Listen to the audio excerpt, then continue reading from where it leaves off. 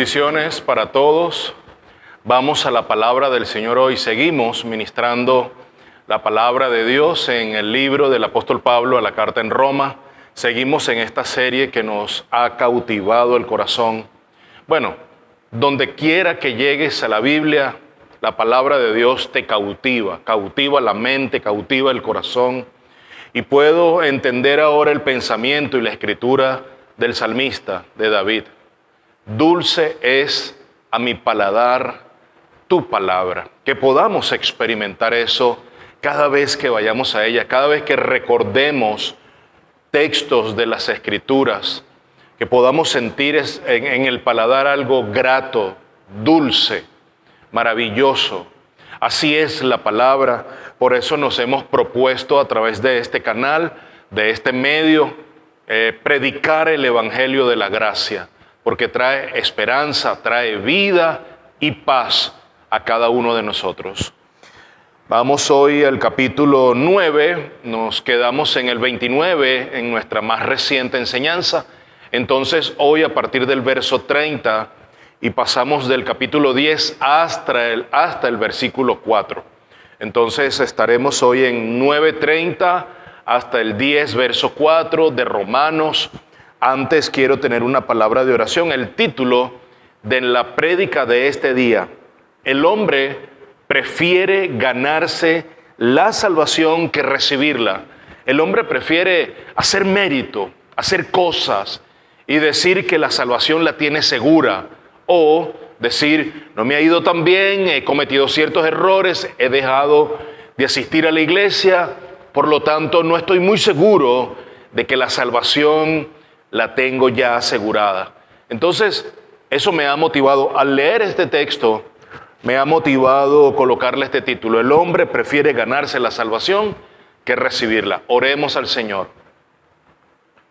Padre, que hoy, luego de escuchar tu palabra, de recibir la instrucción en tu palabra por medio de tu Espíritu, al final mi expectativa es yo estar totalmente seguro de la obra que Cristo Jesús ha hecho e hizo en la cruz del Calvario a favor de tus hijos.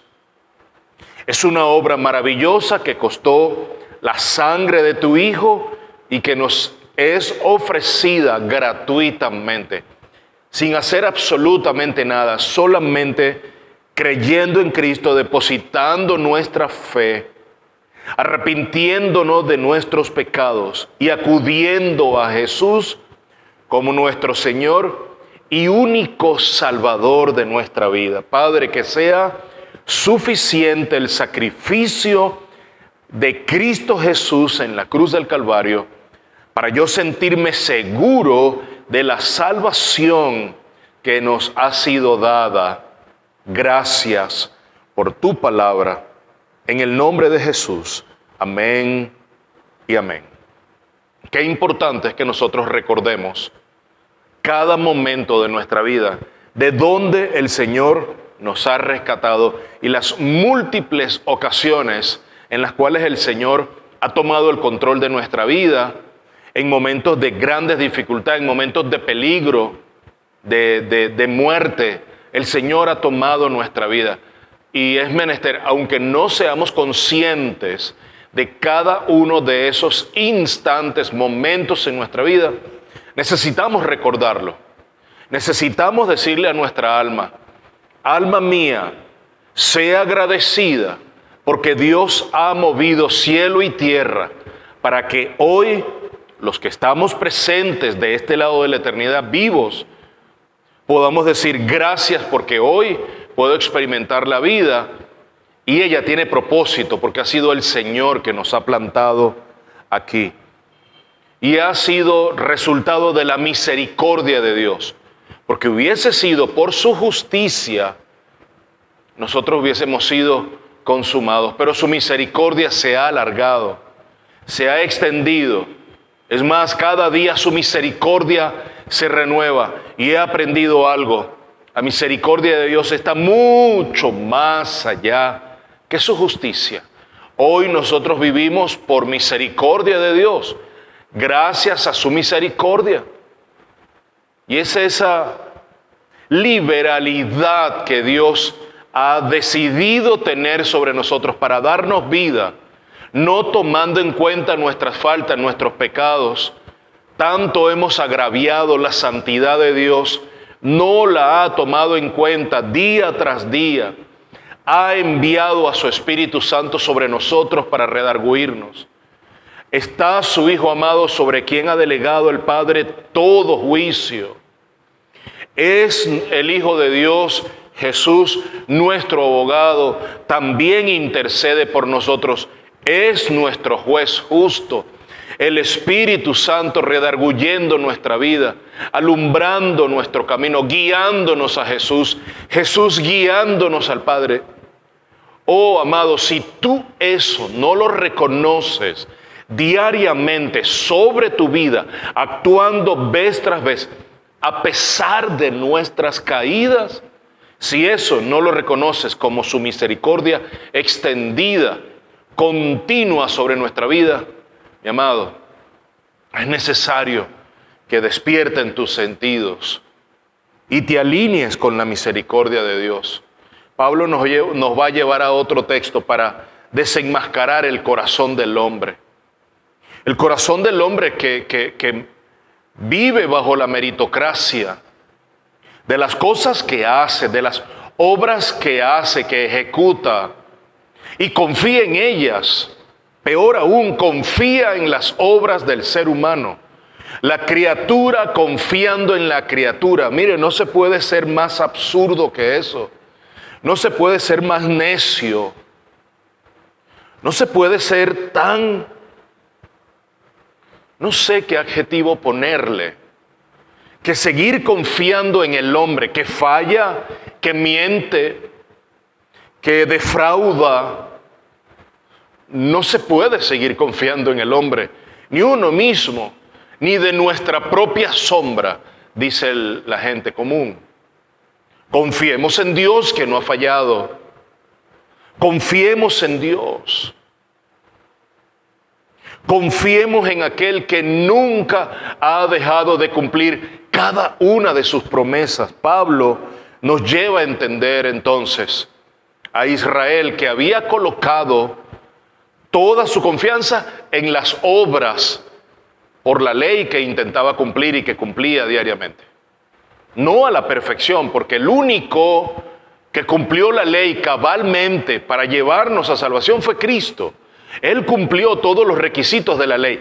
En Jesús tenemos salvación, no en el cumplimiento de la ley. Entonces Pablo nos lleva a entender el profundo dolor que él siente por la condición de sus hermanos en la carne, de los judíos. Y que producto de ello también tiene gran gozo porque el Señor tuvo a bien en su misericordia, que se ha extendido sobre todas las naciones, porque no podemos olvidar que la promesa de bendecir a todas las naciones se tuvo sobre Abraham, sobre el padre de los judíos, sobre el padre de la nación hebrea. A Abraham no se le prometió ser solamente el padre de la nación de los judíos, de Israel.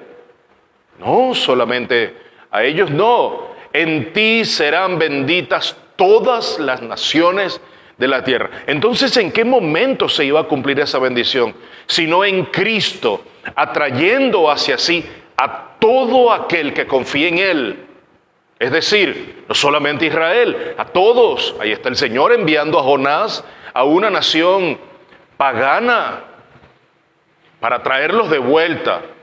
Luego quisieron apartarse nuevamente. El Señor, 150 años después, envía a Nahum, a su profeta, a hablarle nuevamente a los ninivitas, pero ya en sentencia definitiva, no una palabra de esperanza como la que llevó Jonás, aunque no quería, pero esa es otra historia. Pablo nos habla de eso, del judío, de los grandes receptores de privilegios, pero fueron ingratos todo el tiempo. Y el pueblo judío evidenció, mostró siempre un corazón obstinado, orgulloso. Todas esas riquezas espirituales que fueron recibidas como un privilegio, pero el ser humano llega a creer que ese privilegio se convierte en un derecho. Me dan el privilegio de poder llegar a la hora que quiero, entonces a partir de un cierto tiempo creo que es un derecho. Pues no, es un privilegio. Pero así como te lo dan, te lo quitan.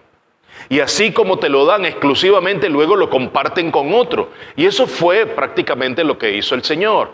Darles el privilegio exclusivo del oráculo, de los misterios de Dios. Los pactos fueron entregados al pueblo de Israel. Las promesas fueron hechas sobre ellos. Los profetas fueron enviados mayoritariamente, casi completamente, sobre la nación de Israel. Escasamente 3 o 2 profetas fueron enviados fuera de la nación de Israel. Ese privilegio, cuando lo llegas a compartir, entonces creen que la exclusividad y ese privilegio es exclusivo, es solo para nosotros, decían los judíos. No, el Señor quiso dar esa bendición de la salvación a los ninivitas, a Nínive. Y Jonás dijo, no, ellos no son merecedores. Y de eso Pablo nos está hablando. Es una triste historia, porque Israel abusó de esos privilegios y no tuvo en cuenta a Dios. De labios lo mencionaban, pero su corazón, el corazón del pueblo judío, estaba muy lejano de su Dios. Terminaron perdiéndose en su camino. Y eso fue lo que entristeció a Pablo sobremanera. Leamos el texto desde el 30 en capítulo 9 hasta el verso 4 en el capítulo 10. ¿Qué diremos entonces? Pablo sigue haciendo preguntas, es esta diatriba, pero se les anticipa respondiendo. ¿Qué diremos entonces? Que los gentiles que no iban tras la justicia, alcanzaron justicia. ¿Cómo es eso?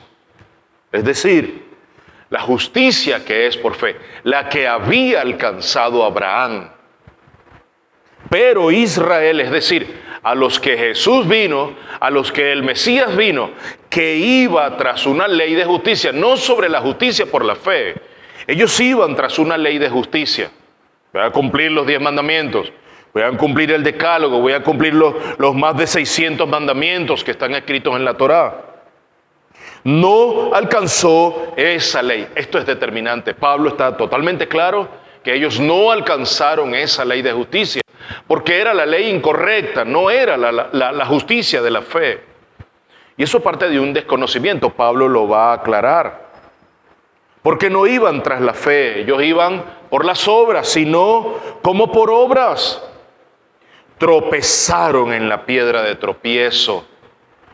Verso 33. Tal como está escrito, y aquí se refiere Pablo a 2 textos en Isaías. He aquí, pongo en Sión una piedra de tropiezo y roca de escándalo, y el que crea en él no será avergonzado. Capítulo 10, verso 1. Hermanos, el deseo de mi corazón y mi oración a Dios por ellos es para su salvación. Porque yo testifico, ahora Pablo pasa a otro tema. Mira, yo testifico a su favor, yo testifico a favor de mis hermanos, de mi pueblo, de mi sangre, de que tienen celo de Dios, son celosos. Pero debo decir algo. Mira la aclaratoria que dice Pablo. Pero no conforme a un pleno conocimiento. Tienen celos de las cosas de Dios, pero no con base a un conocimiento del Dios verdadero. Está velado para ellos. Pues desconociendo la justicia de Dios y procurando establecer la suya propia, no se sometieron a la justicia de Dios, que es la justicia por fe, como lo dice. Porque Cristo es el fin de la ley para justicia a todo aquel que cree. Mi hermano, si tú sigues la justicia, finalmente ella te lleva a Cristo Jesús. Pero a los judíos no los llevó a Cristo Jesús, por ende a la fe. Los llevó a su autojustificación. Y se creyeron que no necesitaban a un Mesías. Ellos eran suficientes para su salvación. Ya cumplían, nosotros diezmamos.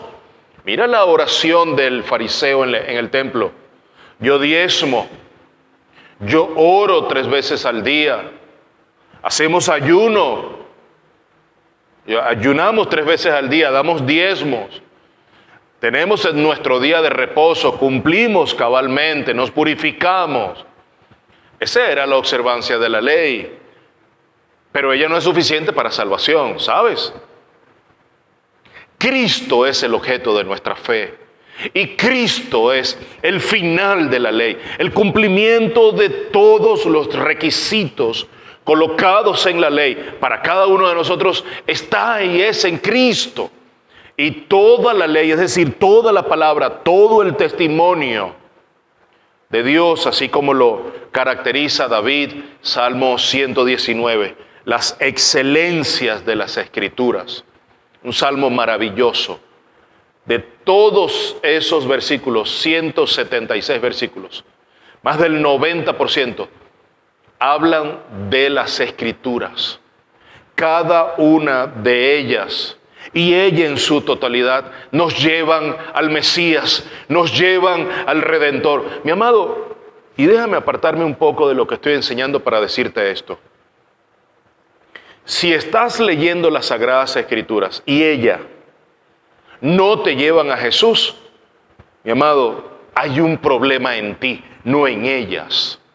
Hay algo en tu mente, hay algo en tu corazón, hay algo en tus expectativas, en tus anhelos, en tus deseos que no están en Cristo. Por lo tanto, la Escritura, si no te están llevando a Jesús, hay un problema en ti, no en ellas. Porque cada una de ellas, cada página de las Escrituras está impregnada del Mesías. Los judíos sabían muy bien, ahí está Simeón, está Ana. Ellos sabían, estoy hablando del Nuevo Testamento, sabían que se les había profetizado un Mesías, el ungido de Dios, el Redentor. Lo sabían. Cuando vieron a Jesús, que lo llevaron al templo, ellos dijeron, este es mi Salvador. El pueblo judío sabía de esa promesa. A los suyos vino, dice Juan 1:11, y a los suyos no los recibieron, más aquellos que los recibieron les dio la potestad de ser hechos hijos de Dios.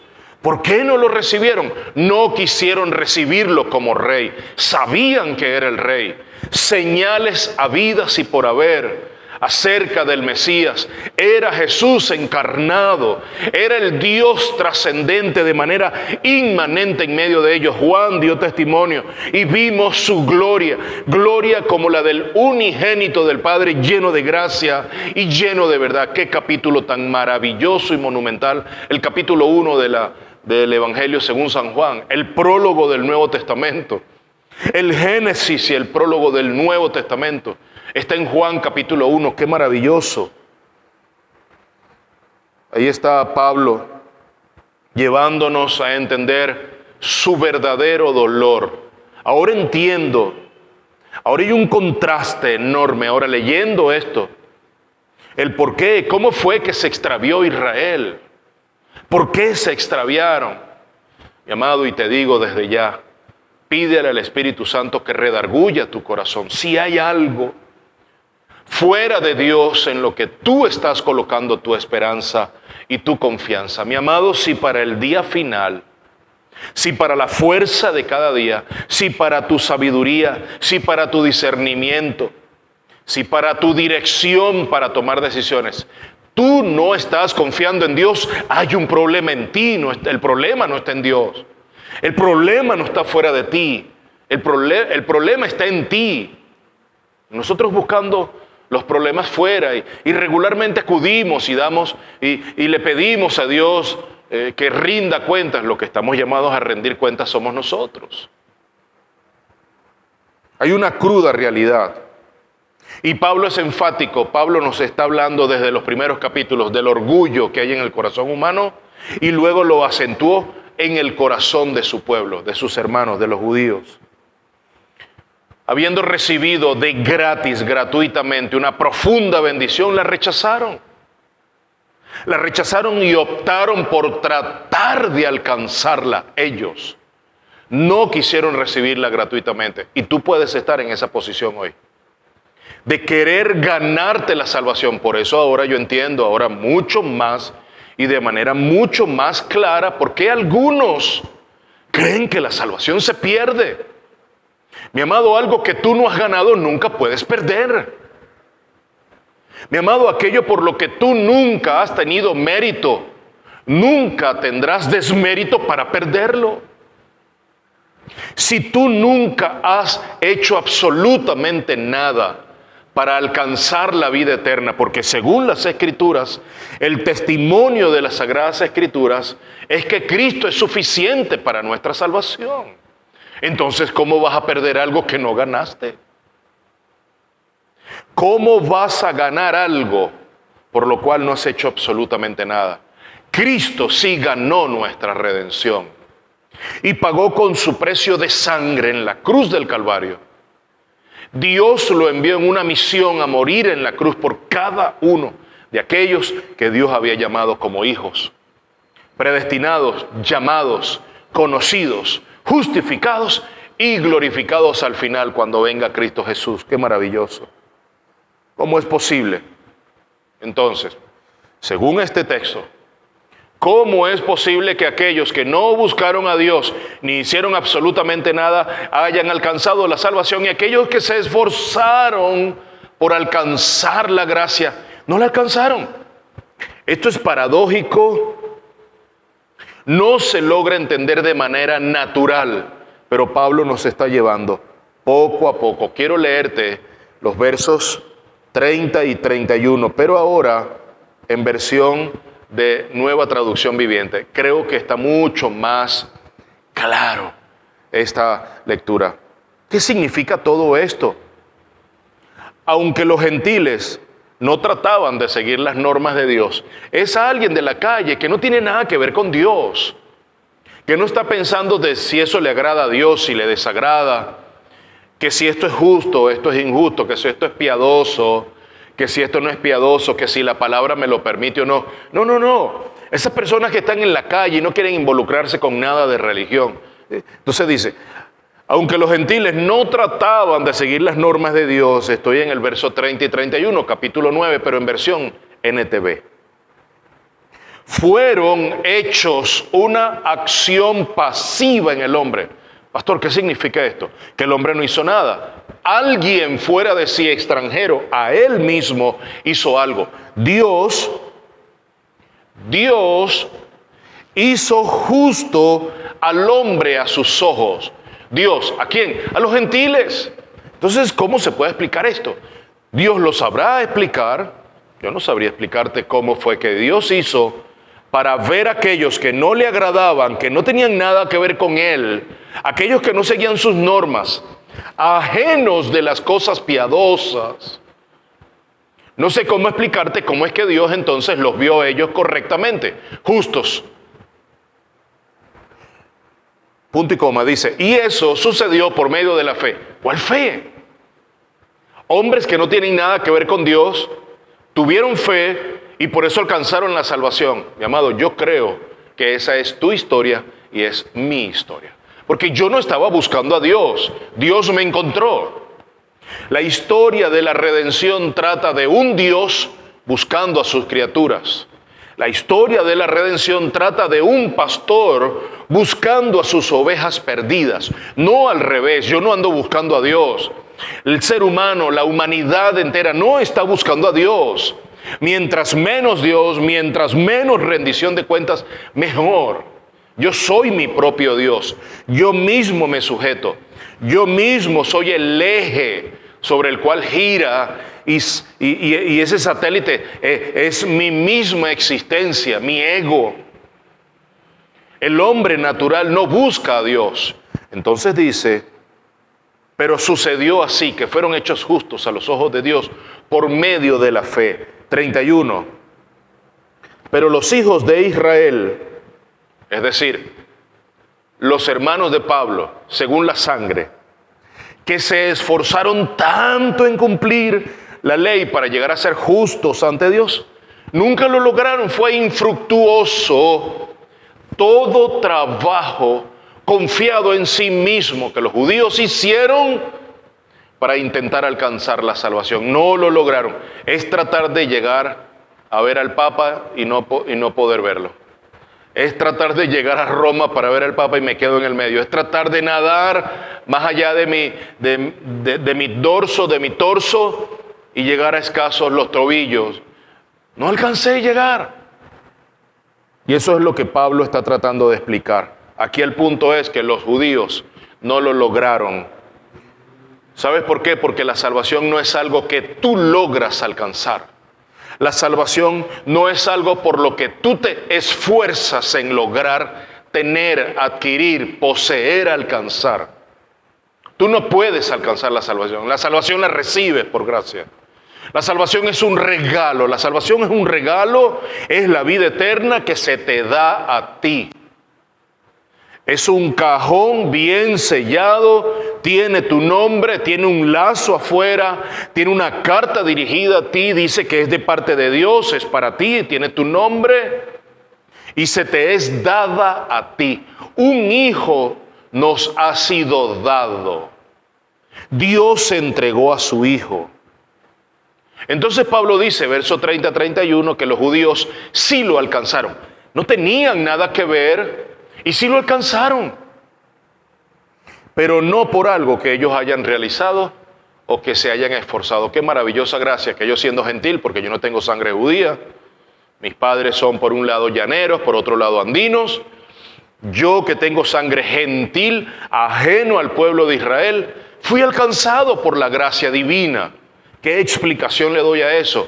La mera misericordia de Dios. ¿Cómo es posible esto, Pablo? ¿Cómo le explico a mis hermanos en los cocuyos que ninguno de ellos podrá hacer absolutamente ninguna obra? ¿Por qué? ¿Qué? Hermano, tengo que ir a la palabra. Isaías dice que las mejores de tus obras saca debajo de tu manga la mejor carta de tu vida. La mejor obra, esa obra de caridad que para ti es suficiente para decirle a Dios, Dios, yo soy bueno. Saca tu mejor carta de presentación, tu mejor currículum, sácalo hoy con la mejor foto que te hayas tomado, maquillada como quieras. Y el Señor dice en el libro del profeta Isaías, que las mejores de tus obras, pueblo de Israel, hijo mío, son como trapos de inmundicia. Hermano, no hay absolutamente nada que tú te esfuerces en hacer y en lograr. Y quiero ser bien enfático en esto. Quizás me voy a pasar los 45 minutos, que quizás dure esta enseñanza, diciéndote exactamente lo mismo. Y no importa pecar de ser repetitivo y que me tilden de ser una persona que dice exactamente lo mismo. Yo quisiera que al menos una persona de la audiencia hoy, a donde el Señor tenga a bien llevar esta enseñanza, puede escribirme de vuelta y decirme, pastor, entendí perfectamente. En un momento de mi vida yo pensaba que podía lograr hacer algo para alcanzar, para ayudar y complementar la obra de Cristo, pero por tu enseñanza, por la palabra que Dios puso en tu corazón, quedé completamente convencido que no hay nada que yo pueda hacer para alcanzar, no hay nada que pueda esforzarme en lograr para alcanzar tan solo 1 milímetro de la salvación. Si hay una persona, mi hermano, yo puedo bajar tranquilo al sepulcro. Yo puedo descansar en paz. Si al menos una persona logra entender que la salvación es totalmente gratuita, no haces absolutamente nada más allá de confesar con tu boca y creer en tu corazón que Jesús es tu Señor y Salvador personal. Verso 32, ¿por qué? ¿Por qué? Se pregunta Pablo, pero es la pregunta que tienen ellos en la comunidad en Roma. ¿Por qué? Porque no iban tras ella por fe. Los judíos no iban tras la ley de justicia por fe. No lo estaban haciendo por fe, lo estaban haciendo por obras para que contaran. Tenían contabilizados, mira, tus discípulos no pueden hacer eso. Mira David, mira Juan, mira Jesús. Los contaban, lo estaban observando. Tropezaron en la piedra de tropiezo. Los judíos habían recibido la promesa del Redentor, del Cristo. La idea era que depositaran su fe en Él, pero terminaron depositando su fe en las obras.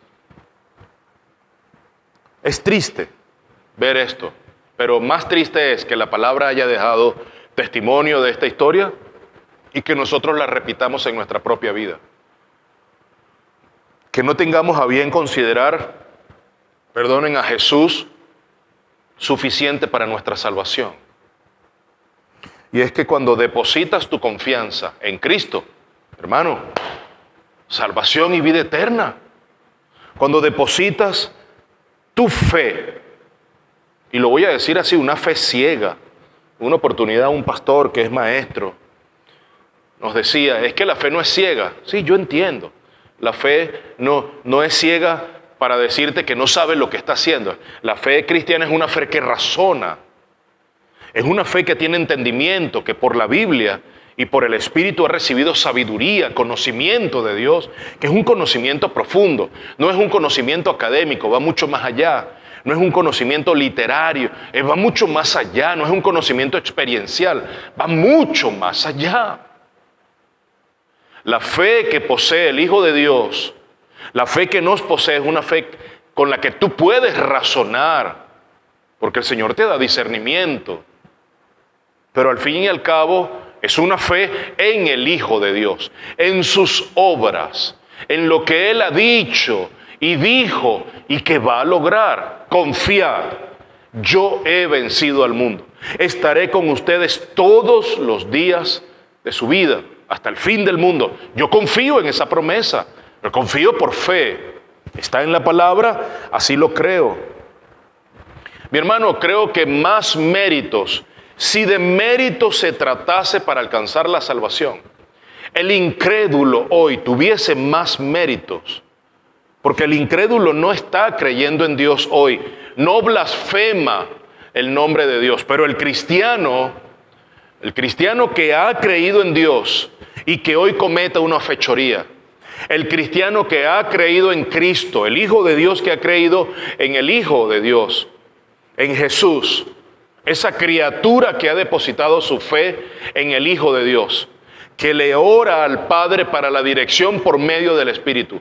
Ese hombre, esa mujer que mienta, esa mujer que sea un lujurioso, un lascivo, que sea una persona que comete adulterio, fornicación, mi hermano, está en una peor situación que aquel incrédulo que no quiere nada con Dios. Ese está en una peor situación. ¿Sabes por qué? Porque no es que hay pecados y pesos y colores de pecado. Es porque has mancillado el nombre de tu Dios. Porque ese nombre está sobre tu vida. Porque has dado evidencia de un nuevo nacimiento en algún momento de tu vida. Quizás habías estado dando fruto y has sido de testimonio para muchos, cientos de personas. Los que están más cercanos a ti te dicen que tú eres un cristiano. Ah, sí, el cristiano que vive en el piso 7. Y un buen día estás dando otro testimonio en tu vida. Tú estás mancillando el nombre del Hijo de Dios en tu vida. Te estás colocando en una posición peor que el incrédulo que no tiene nada que ver con Dios. ¿Cómo estamos nosotros ante ese espejo? A los suyos vino y a los suyos no les recibieron. ¿Cómo estamos nosotros ante el espejo de las obras justas? ¿En cuáles obras estás confiando tú para la salvación? ¿Tú crees que tu relación con Dios está bien porque viniste a la iglesia? ¿Tú crees que tu relación con Dios está bien porque lees la Biblia, porque asististe al ayuno, porque vas a las reuniones de oración en la iglesia los martes, los miércoles, porque vas a las vigilias viernes, sábado, cada tercer viernes de cada mes en tu iglesia? ¿Tú crees que estás bien porque vas a las reuniones de líderes, porque eres ujier, porque eres un diácono, porque no has faltado a las reuniones de directiva de la iglesia? Mi hermano, tú estás perdido. Eso no es. Eso no cuenta, eso no acumula, eso no tiene mérito, eso no tiene números que valga delante del Señor para saber si tienes estatura delante del Señor. No sirve para nada. Tus mejores obras, recuerda esto, tus mejores obras son trapos de inmundicia. Y vaya que dura esta frase, porque en el hebreo la traducción dice trapos de menstruación. Tus mejores obras, aquellas relucientes delante de mí, si las sacases en algún momento, son menstruación delante de mí. Es inmundo lo que puedas presentarme. Eso es duro, eso está en el libro del profeta Isaías. Isaías 94, 64, 6, la primera parte. Pablo sabía de esto, que en la iglesia, en Galacia, los Gálatas estaban pasando por un momento de dificultad, pero es que habían prestado sus oídos a unas enseñanzas heréticas. Insensatos los llama Pablo. ¿Quién los enamoró de esta enseñanza? Falsos profetas estaban allí enamorando, porque ¿sabes qué? El ser humano le encanta escuchar cosas nuevas. El ser humano le encanta escuchar novedades. Bueno, mira lo que le escribe el apóstol Pablo a la iglesia, capítulo 2, verso 16. Sin embargo, sabiendo que el hombre no es justificado por las obras de la ley, lo mismo que está escribiendo en Romanos, sino mediante la fe en Cristo Jesús, también nosotros hemos creído en Cristo Jesús, para que seamos justificados por la fe en Cristo, no por la ley, no por la ley de la justicia, sino en Cristo Jesús, por las obras de Cristo Jesús, no por las obras de la ley, puesto que por las obras de la ley nadie será justificado. Los judíos querían justificarse y saberse salvos por la observancia y cumplimiento de la ley, no por la fe. Entonces la pregunta, porque por eso es el título, el ser humano prefiere ganarse la salvación entre comillas, que recibir la verdadera salvación. La pregunta es, ¿por qué el ser humano entonces prefiere creer que la salvación está en los méritos de las cosas que logra y no en Cristo Jesús y su muerte expiatoria en la cruz del Calvario? Bueno, porque el ser humano sabe que si necesita creer en alguien, tendrá que confesar sus pecados y arrepentirse. Y no hay cosa tan grave que yo deba hoy considerar como pecado. Pastor, eso no es pecado. ¿Cómo que no es pecado que tú mientas en la planilla del CENIAT? ¿Cómo que no es pecado eso? ¿Cómo que no es pecado que te saltes el IVA y que lo incluyas en la factura o que no hagas factura porque no declaras el IVA, no declaras el impuesto al valor agregado y a las ventas y al impuesto a las grandes transacciones financieras? ¿Cómo que no es pecado eso? Pastor, pero es que no te puedes justificar. ¿Y sabes qué escribía un gran hombre de Dios? Que la audiencia del pecado oculto es la más importante. ¿Sabes cuál es la audiencia de ese pecado que se hizo ocultamente? Donde no hay ningún ser humano, la audiencia es Dios. Y esa es la única audiencia que significa al final, que tiene valor al final. La única que contará, porque tendrás que rendir cuentas. Yo tendré que rendir cuentas. Hoy estamos frente a la palabra, que nuestra vida sea una vida iluminada por las Sagradas Escrituras. Necesitamos reconocer a Cristo Jesús. Pero tan obstinado y cansado estaba Dios, como el título del libro más reciente de un amigo. Dios está cansado. Tan obstinado y cansado estaba Dios que escribe a su pueblo en Malaquías capítulo 1, versos 10, 13, 14. Oh, si hubiera entre vosotros quien cerrara las puertas para que no encendierais ni altar en vano. ¿Por qué no cierran la puerta de esa iglesia y dejan de celebrarme culto? Eso es lo que está diciendo el Señor. No quiero que me celebren culto. No quiero que hagan sacrificios, dice el Señor de los ejércitos. Ni de vuestra mano aceptaré ofrendas. También decís, ¡qué fastidio! ¡Ay, qué fastidio! Mis hermanos, esto es tremendo, esto es terrible lo que está sucediendo. Lo que el Señor está hablándole al pueblo. Ustedes creen que yo no sé lo que está sucediendo, lo que ustedes están diciendo. ¡Ay, qué fastidio! Y con indiferencia lo despreciáis, dice el Señor de los ejércitos, y traéis lo robado. Traéis, cuando hacían sacrificio, iban al templo, ofrecían lo cojo, lo quemado, lo robado, lo enfermo. Así traéis la ofrenda. ¿Aceptaré eso de vuestra mano? Dice el Señor. Maldito sea el engañador que tiene un macho en su rebaño y lo promete. Señor, te voy a traer lo mejor de mis primicias, pero sacrifica un animal dañado al Señor. Porque yo soy el gran rey, dice el Señor de los ejércitos, y mi nombre es temido entre las naciones. ¿Se imaginan que el Señor le diga a los cocuyos, cierren la puerta de la iglesia, no vuelvan a hacer más servicio, no quiero que den ofrenda, no quiero que diezmen, no quiero nada de ustedes? Mi hermano, eso es para morirse. Eso es para temblar y nunca parar. Dios libre nuestros corazones de impureza y que podamos ofrecer un sacrificio vivo al Señor. Es impresionante que, conociendo del sacrificio que el Señor Jesús hizo en la cruz por la humanidad, los hombres sigamos rechazando la oferta de una salvación gratuita. Y nosotros tengamos preferencia en intentar ganarlos a la salvación por obra. Y la Biblia, lo leía con nuestros líderes aquí en la iglesia local, la Biblia lo dice enfáticamente en la carta a Santiago, que la fe sin obras es muerta. Pero esa fe que es verdadera, esa fe que produce obras y esas obras que el Señor preparó de antemano, toda la Biblia calza completamente. No hay desperdicio en ningún texto en la palabra. Los reformadores decían que esa verdadera fe nunca está sola. Siempre la fe verdadera, esa justificación solo por la fe. El justo por la fe vivirá. La justificación solo por la fe sola y verdadera.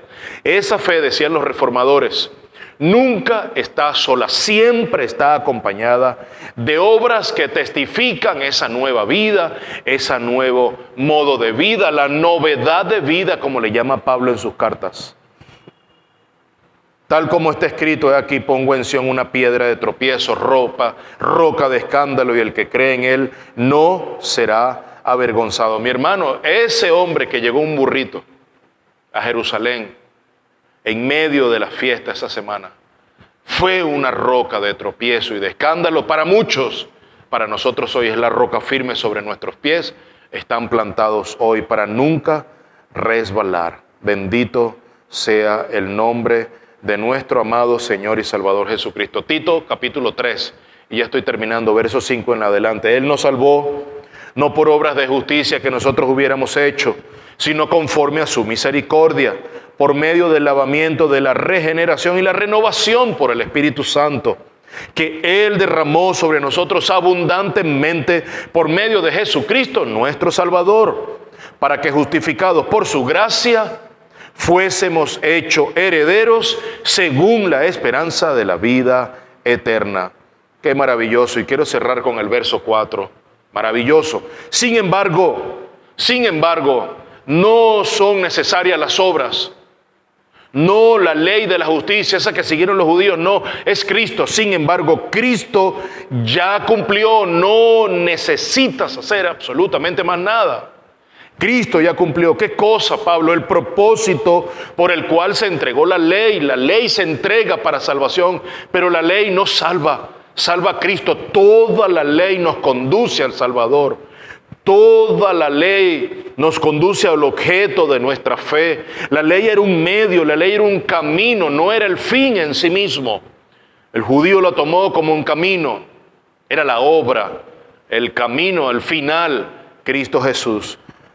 Ya cumplió el propósito por el cual se entregó la ley. Como resultado, todos los que creen en Él son hechos justos a los ojos de Dios. Mi amado, ya Cristo cumplió todo el propósito de la ley. Los requisitos de la ley exigidos por Dios, Cristo los cumplió cabal y perfectamente. Por Él y en Él tenemos vida eterna. No necesitas hacer nada más, sino confesar con tu boca y creer en tu corazón, doblar tus rodillas y creer que Cristo es suficiente para tu salvación, arrepentirte, confesar tus pecados y descansar en la obra poderosa que libera Cristo Jesús en la cruz del Calvario. Solo queda rendirnos a sus pies y creer absolutamente, de manera ciega, de manera entregada en Cristo Jesús. Oremos, mis hermanos. Padre, gracias por tu palabra, suficiente para nuestra salvación. Ella aclara mi mente y le da lección a mi corazón y a mi alma. Entiendo perfectamente que no hay nada que yo pueda lograr, por lo cual me pueda esforzar, que yo pueda tratar de alcanzar para a través de ello lograr la salvación. Cristo lo alcanzó. En Cristo se cumplieron completamente todos los requisitos de la ley. Él logró la salvación. Si yo intento hacer algo, entonces, ¿estoy desconociendo a tu Hijo? ¿O creo que no fue suficiente lo que Él hizo y yo necesito hacer algo? Nada más alejado de eso. Padre, te pido perdón si en algún momento de mi vida yo he confiado en algo que haya hecho o esté confiando en algo que quiera lograr para alcanzar la salvación. Ella la logró Cristo en la cruz del Calvario de manera gratuita para mí. que yo pueda asir esa salvación que Cristo logró para mí gratuitamente a través de la fe. En el nombre de Jesús, amén y amén. Amado, espero que esta palabra sea suficiente para tu bendición. Confía solamente en Cristo. No confíes en ti. No confíes en tu autojusticia. No confíes en nada que puedas lograr y alcanzar. Cristo lo logró. Cumplió todos los requisitos de la ley en la cruz del Calvario. A Él sea toda la gloria y la honra por siempre. Amén y amén. Sean profundamente bendecidos en el nombre del Señor.